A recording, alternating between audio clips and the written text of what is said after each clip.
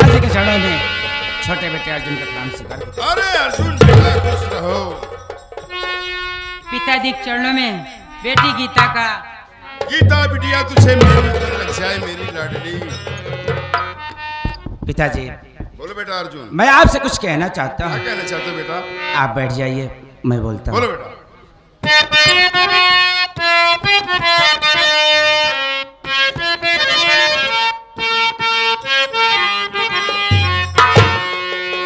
पिताजी बात क्या है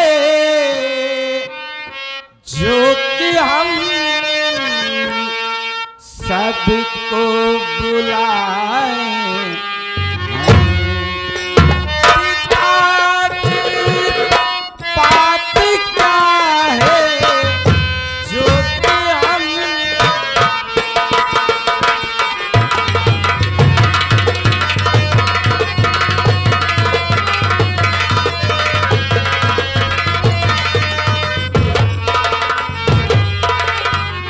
पिताजी बात क्या है जो कि हम सबको बुलाए हैं। समझ में कुछ नहीं आता क्यों अपना सर झुकाए।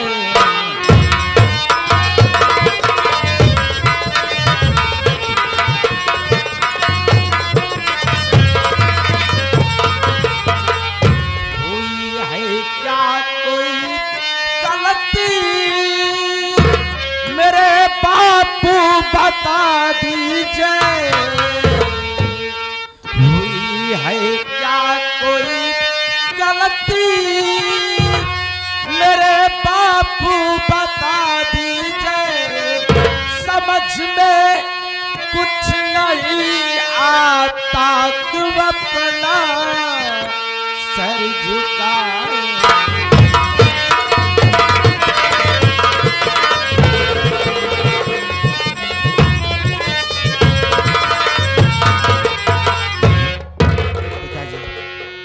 भाई बहन जब भी आपके पास आते थे तो आपका चेहरा फूलों से ज्यादा सुंदर और देखने में अच्छा लगता था।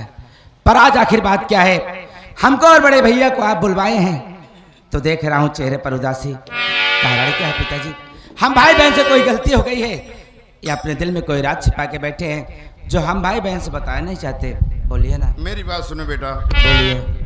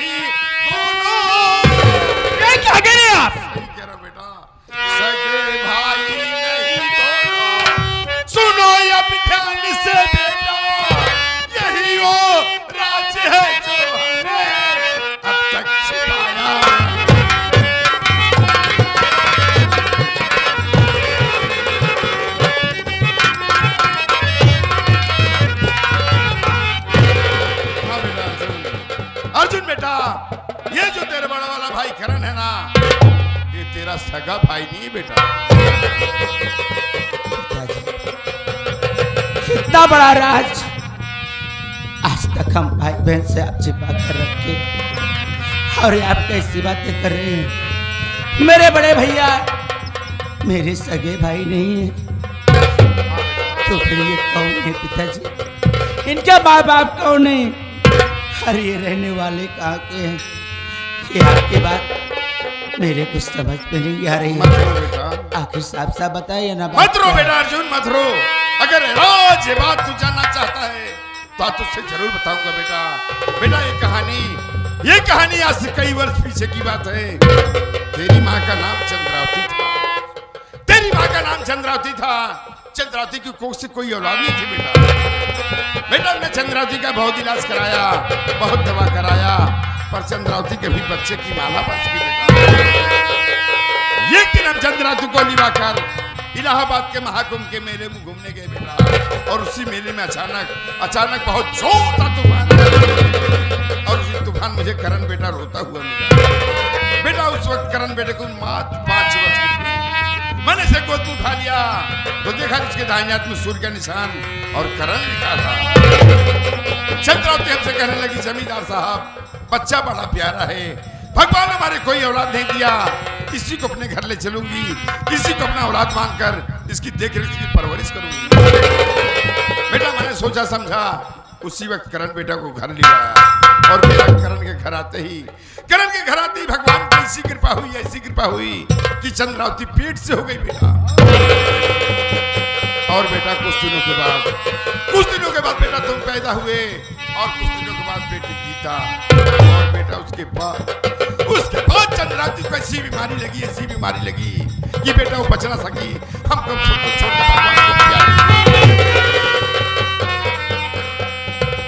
इलाके के लोग कहने लगे, जमींदार साहब बच्चे छोटे हैं, इनकी देखरेख कौन करेगा, इनकी परवरिश कौन करेगा? ऐसा करिए साहब, आप अपनी दूसरी शादी कर लीजिए। बेटा मैंने सोचा समझा, मैंने अपनी दूसरी शादी कर लिया, जो कि तुम्हारी माँ हवेली में मौजूद है बेटा।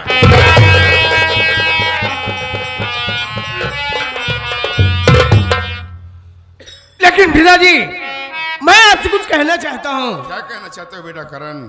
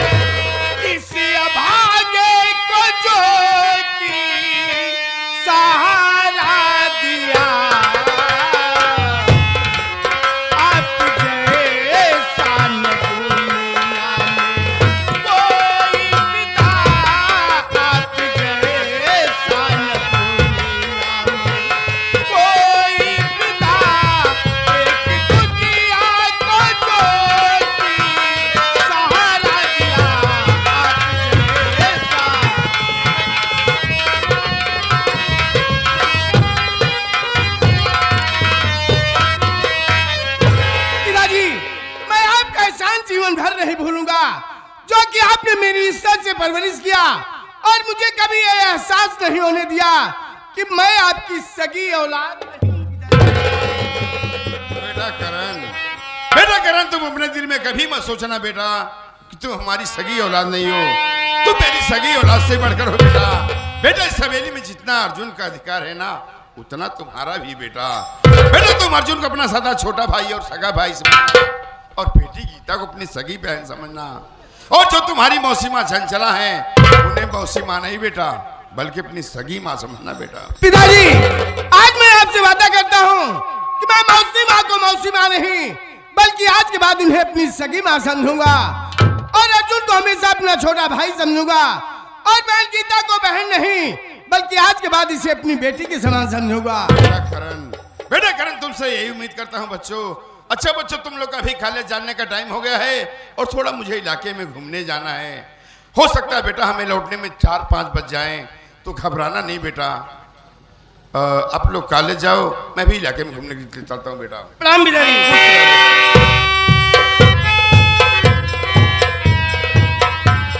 बड़े भैया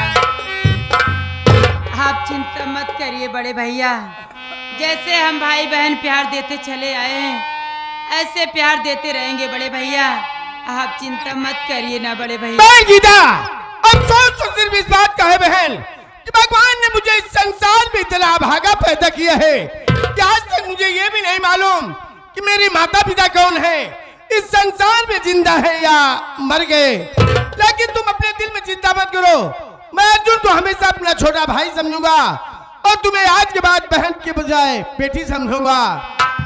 पिताजी इलाके में घूमने गए हैं, और हम तीनों का खाली चलने का समय हो गया है। वापस लौट कर आएंगे, हम तीनों को घर देख कर अपने दिल में यही सोचेंगे कि आखिर बात क्या है जो करण अर्जुन गीता कॉलेज रहेंगे। इसलिए चलो हम कॉलेज चलते हैं, आओ मेरे साथ।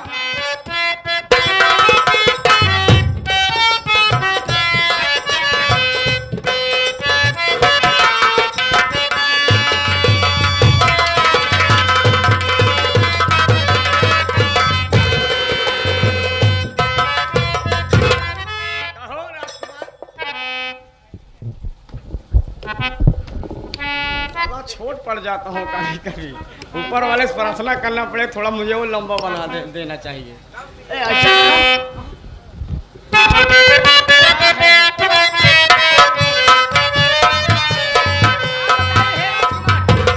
जैसे तो हिले नहीं, चला हिले नहीं तो मजा ली है जमींदार साहब आज लाई है।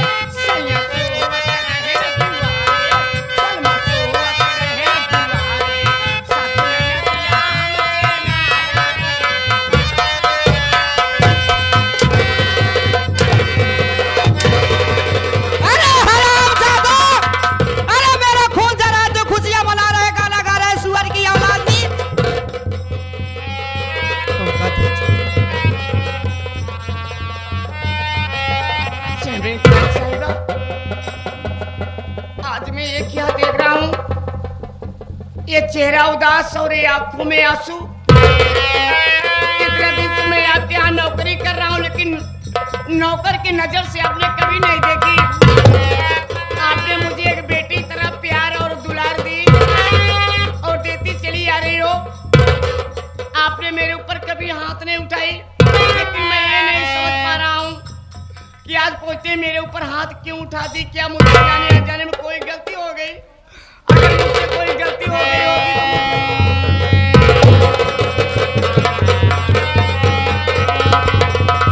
अरे छोटू मेरे बच्चे, अरे आज तुझे मारी मुझे भी दर्द हो रहा है रे। अरे जिस घर को मैं मंदिर समझी, अरे जिस पति को मैं देवता समझी, अरे जिस राज भगवान की तरह पूजती रही, बाप रे बाप हमारे साथ इतना बड़ा विश्वासघात। विश्वासघात? छोटू ऐसा विश्वासघात मैं कुछ समझा ही नहीं। तू जानना चाहता है? अरे छोटू मेरे बच्चे, हाँ जमींदार साहब जब अपने परिवार के साथ अपने बच्चों के साथ बात कर रहे थे, अरे छुप कर सारी बात सुनी रे। अरे दूसरे के औलाद को, अरे दूसरे का औलाद को लाके सवेली में हिस्सा दे रहे और हमारे चोरी चोरी हमारे पेट का ऑपरेशन करा। ये समझकर अगर हमारे पेट से कोई बच्चा होता है तो मैं इन तीनों बच्चों के साथ सौतेला बनकर। अरे छोटू तू बता, तेरे साथ या इन तीनों बच्चों के साथ कोई गलत व्यवहार की हूं मैं? अरे छोटू हमारे पीठ पीछे ये इतना बड़ा विश्वासघात होता रहा, मैं समझ नहीं पाई रे। अरे क्या सपना सजाई थी इन बच्चों के लिए, इस पति के लिए, मेरा सारा सपना। अरे कौन औरत नहीं सोचती होगी बच्चे उसके अपने बच्चे हो। अरे बच्चों की किलकारी आंचल में सुनाई दे। अरे जमींदार साहब तुम मुझे एक जिंदा लाश बना के रखे। छोटू मेरे बच्चे, अगर इस हवेली में रहूंगी ना, अरे मुझे एक ही बात की घुटन रहेगी रे कि जमींदार साहब मेरे पेट का ऑपरेशन करा दिए अब जीवन में कभी बच्चे की माँ बनने पाऊं। ये दुनिया वाले, ये समाज वाले मुझे नहीं जीने देंगे। अरे मुझे बाजिन कह के बुलाएंगे रे। अरे छोटू मेरे बच्चे, अरे मैं एक औरत हूँ, इन लोग से बदला नहीं ले सकती। आज मैं ये प्रण करी हूँ, कैसा प्रण? चलूंगी किसी नदी कुएं में कूद कर मैं अपनी जान लोग की शकल नहीं दिखाऊंगी मेरे बच्चे। ये क्या करिए जमींदार साहिबा, ये अपना जान गंवाना चाहती हैं। देखिए, ये जिंदगी बहुत भाग से मिलती है और ये जान गंवाना कोई अच्छी बात नहीं है। देखिए जमींदार साहिबा, मैं मानता हूं जमींदार साहब आपके साथ गलत काम किए हैं, दुर्व्यवहार किए हैं, आपकी बुराई किए हैं, तो बुराई को आप उससे भलाई करके जीतिए, ताकि ये बात कभी भी जमींदार साहब के कानों तक पहुंचे, ये बात उन्हें मालूम हो, ताकि कभी भी उनको भी एहसास होगा कि मैं अपने हाथों से ये सब क्या कर डाला। अरे छोटू मेरे बच्चे, अरे सारी जिंदगी तो भलाई करती चली आई रे, इसके बदले में मुझे क्या मिला? अरे मेरा ऑपरेशन हो गया, मैं जीवन में कभी बच्चे की न मन पाऊंगी। अरे जिस पति को मैं अपना तन मन धन सब ने उछावर कर दी रे, जवान हमारे नहीं हो पाए, ये तो सबद के बच्चे हैं, कभी न कभी हमारे साथ विश्वासघात कर ही जाए। मैं नहीं जीना चाहती मेरे बच्चे, मुझे मत रोको। जमींदार साहिबा, देखिए आप मेरी एक माँ की समान हैं और मैं ये कहता हूँ कि जैसे कि अच्छा ये बताइए, क्या जान गंवाने से आपके बच्चे हो जाएंगे? देखिए जमींदार साहिबा, आप इस वक्त बहुत जज्बात में हैं और जज्बात में ऐसा कोई गलत कदम ना उठाना कि नहीं तो आगे चल करके आपको और पछताना पड़ जाए। अब इससे ज्यादा क्या पछताना पड़ेगा मेरे और रही बच्चे। बात जान गंवाने की, ठीक है, अगर जान गंवाना ही चाहते हैं तो मैं यहाँ से चला जाता हूँ, ताकि कभी भी ये बात जमींदार साहब मुझसे पूछे हम उन्हें बता ना सके। तो मैं जाता हूँ। अरे छोटू मेरे बच्चे, अगर जाने अनजाने में मुझसे कोई गलती हो गई हो, मेरी गलती तू भी माफ कर दे। आप भी बड़ी गलती है। चलिए मैं चलता हूँ। अच्छा तुझे मेरी उम्र नहीं चाहिए। अरे जमींदार साहब, हाथ मुझे ऐसे मोड़ पे ला के खड़ा कर दिए जहाँ के हमारे लिए सारे रास्ते बंद हो गए।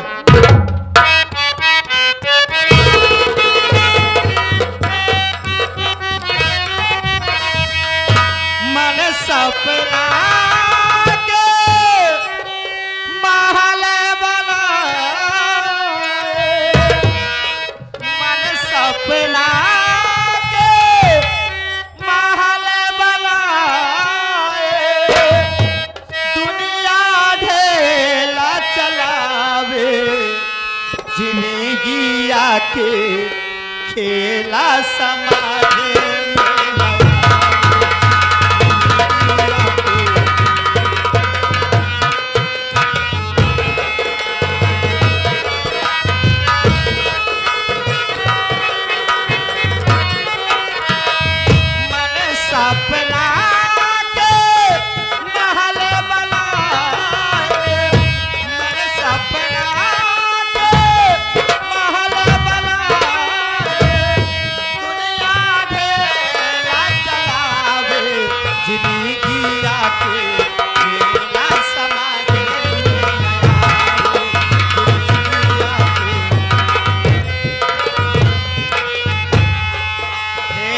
समय हसावे समय रुला